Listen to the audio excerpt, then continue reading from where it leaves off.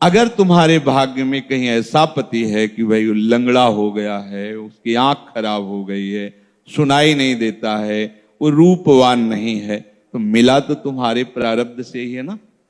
तो परिस्त्री गमनम तथा, ये बहुत बड़ा पाप है।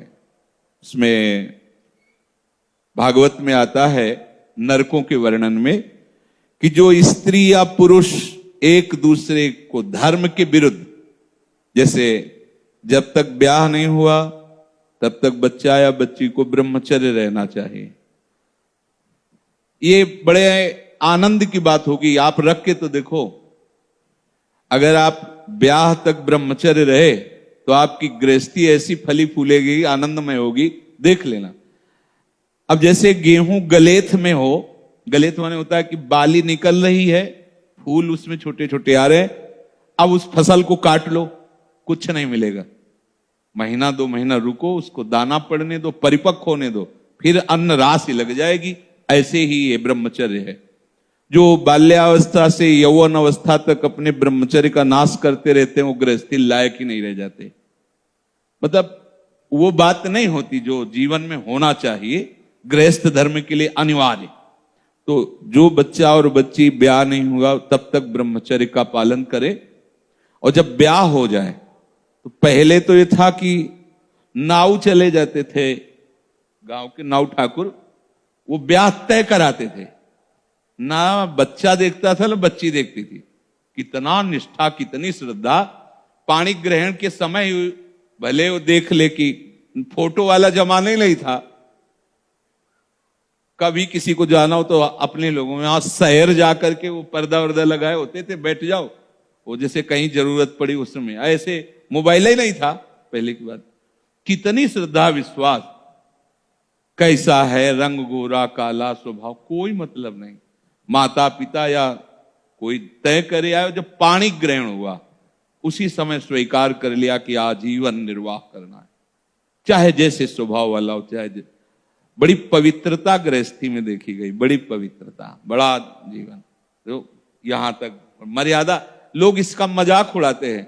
मजाक तो तुम्हारा उड़ रहा है, देखो ना, देखो ना, मजाक उड़ रहा है तुम्हारा।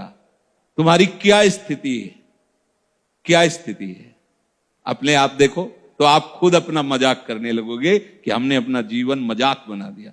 धर्म में सामर्थ्य होती है, धर्म में बहुत बड़ी ताकत होती है। ये जो बच्चे खिलवाड़ करते हैं या जो लोग खिलवाड़ करते हैं जानते नहीं। उसमें लिखा है कि जो स्त्री शरीर पर पुरुष से ऐसा कुछ संबंध करती है तो लोहे की तपती हुई पुरुष शरीर या स्त्री शरीर जो परस्पर ऐसा, उसमें कल्पों तक मरना है नहीं। कितना दाह होगा। रामचरितमानस में भी लिखा है, पति वंचक परपति रति करई, रौरो नरक कल्प सत परई। जो अपने पति की वंचना करके, धोखा देके किसी और पुरुष के साथ ऐसा व्यवहार करती है तो बोले 100 कल्प तक रौरो नरक में पड़ती है। ये शास्त्र झूठे नहीं है, 100 कल्प तक रो। अगर तुम्हारे भाग्य में कहीं ऐसा पति है कि भाई लंगड़ा हो गया है, उसकी आंख खराब हो गई है, सुनाई नहीं देता है, वो रूपवान नहीं है, तो मिला तो तुम्हारे प्रारब्ध से ही है ना। तो अंध बधिर क्रोधी अति दीना, ऐसे उपति करके अपमाना, नारी पाव जमपुर दुख नाना। मान लो रूपवान नहीं है, अंधा बहरा कैसा भी, भगवान की विधान से वैसा, उसे भगवान मान करके मानो, आराधना पद्धति से चलो। अगर पुरुष अपनी पति का जो भाव स्वीकार किया है उसका त्याग करके धोखा देकर दूसरी किसी स्त्री से, ऐसा घोर नरक का अधिकारी होता है वो। अगर ऐसा, तो व्यभिचारी की बहुत बड़ी दुर्गति होती है।